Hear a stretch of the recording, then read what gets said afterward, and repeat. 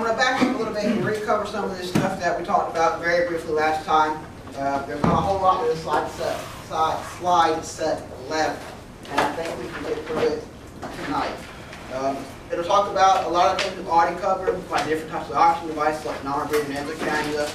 It'll talk about the adjuncts like the oropharyngeal airway, nasopharyngeal airway. We covered that already. We'll go over again to that.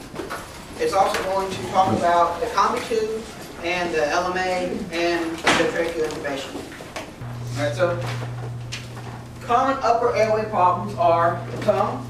The tongue is the most common upper airway obstruction. Foreign bodies, things like hot dogs, Hershey's Kisses, little G.I. Joe parts, things of that nature. Vomitus, yuck. Blood, yes. Teeth, swelling, and the epiglottis itself can also be an upper airway obstruction. How? Because if it swells, such as the epiglottitis. Oh, look. Tongue is the most common cause. I said that just a minute ago. We said it again. That means it's important. How are we going to fix that? With a manual maneuver, such as a head tilt chin lift or jaw thrust. What you need to remember. When we're managing airway problems, this is really important to remember. The order you go in is manual, okay, then adjunct, then advanced. It's always manual maneuver, adjunct, advanced. We don't flip-flop and swap it around. Alright, so if the tongue is obstructing the airway, the first thing we do is the manual maneuver, head tilt, chin lift. Okay? After we do that, then we use an adjunct such as oropharyngeal airway or nasopharyngeal airway. So remember, if you are able to put in the oropharyngeal airway, you should also be able to put in a combi tube. Alright, but it's always manual maneuver, airway adjunct, and then advanced. We talked about the head tilt, chin lift. The jaw thrust is what we use on suspected trauma patients. What we remember is use your fingers to push the angles of the jaw forward. Very difficult to do and maintain, especially if you have to do some one-person BVMing. All right. Jaw lift, that's an important technique because we use it when we do the combi tube. Basically what you do is you'll take your thumb and your finger and you'll grab the patient's lower jaw out here and forward. Like that. This is going on my space. If they wake up and bite you, you've secured their airway. Congratulations. Alright, use caution when sticking fingers in the patient's mouth. Make sure they're good and knocked out. It's not good for them to wash your fingers. Give them first aid just to make sure. Alright, these are your oropharyngeal airways. We've talked about that before. We played with them in the lab. We're going to play with them again. They go into the mouth, are only used on unresponsive patients without a gag reflex. Alright, they are contraindicated. Remember that word contraindicated means it's a situation or condition when it's inappropriate to do something. That's contraindication. So an indication would be a situation or circumstance when it is appropriate to do something. So the indication is unresponsive, no gag reflex. The contraindication is responsive with a gag reflex. So they're the opposite of each other. They come in several sizes. If you look in the box, we have them all the way from little bitty all the way up to enormous. Make sure you size it properly. We'll measure from the tip of the mouth along the angle of the jaw to the tip of the earlobe. All right, so this way right here. If you use an improperly sized adjunct, you can actually obstruct the airway further. You either push the tongue further back in the airway, or you will actually stick the airway down the airway, which is not good. Some of the advantages, like I said, of the oropharyngeal airway is you can put it in quickly. It goes in very fast, and you'll be amazed at the problems you can solve on a patient just by clearing their airway up. Disadvantages to this oropharyngeal airway: it does not isolate the trachea. All right, there is only one airway that isolates the trachea. What do you reckon that is? DT tube. All right, it's the only one that goes directly into the trachea. It's the only one that isolates the trachea. That's why we call it the gold standard of airway management. All right, if the teeth are clenched, you cannot put it in. In that case, you probably want to try a nasopharyngeal airway if it was indicated.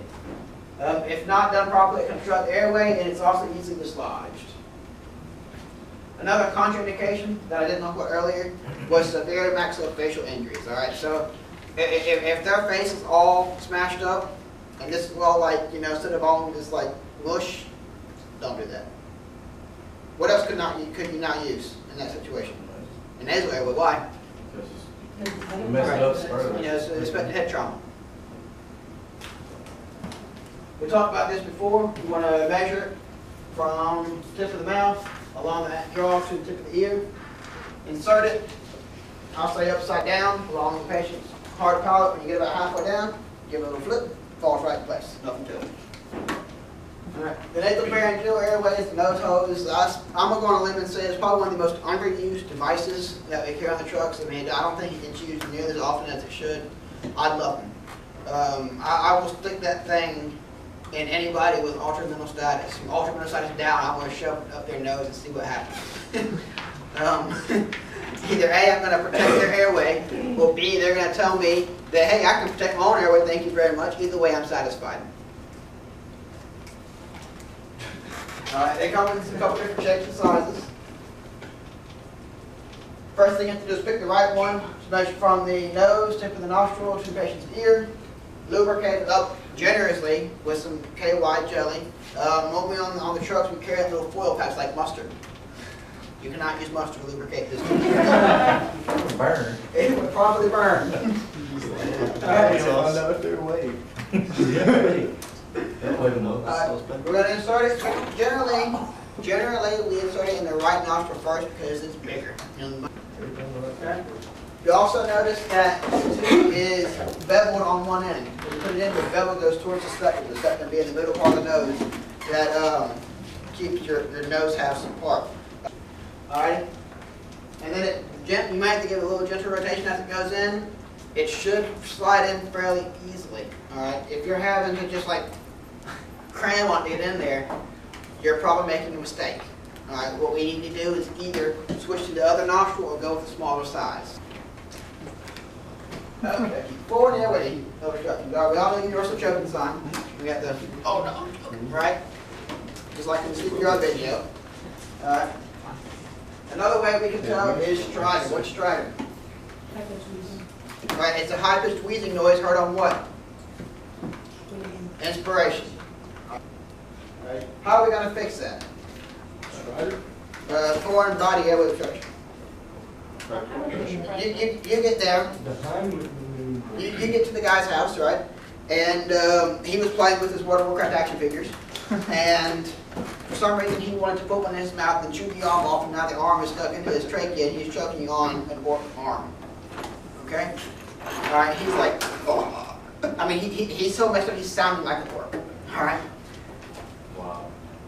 You notice he cannot speak and he cannot cough. And he's turning blue. How are you fixing this? Abdominal maneuver, absolutely. What if he can cough? Let him cough. Let him cough it up. Let him cough it up. What if he's not responsive? Then you get to do it. Do what? We don't go down with us when they go down. CPR. Because what happens is people die because the airway is obstructed, they don't get any oxygen, and we're still there pumping on their stomach, not doing anything. Cricoid pressure. What are some of the different reasons you use cricoid pressure? First of all, what's that maneuver called? Selleck's maneuver. Selleck's maneuver. What are some of the situations where they're going to use this? Keep them doing CPR. Right, when you're doing CPR, again, BBMs to keep air out of the stomach. When else would you be using this maneuver? Right. When your paramedic partner is intubating. All right. But you have to remember about this little structure right here is it moves. All right. It's kind of like a jelly-like goo inside your throat. All right. It just kind of just goes with it, for lack of a better way of explaining that. All right. What I'm trying to say is it's not, you know, like encased in cement, you can move it. All right. I mean, it goes all the way around wherever you want it to go. So when your paramedic partner's up there, it's like, man, I can't see anything. You know, you can instead of moving the laryngoscope to where the trachea is, you know, let's move the trachea to where the laryngoscope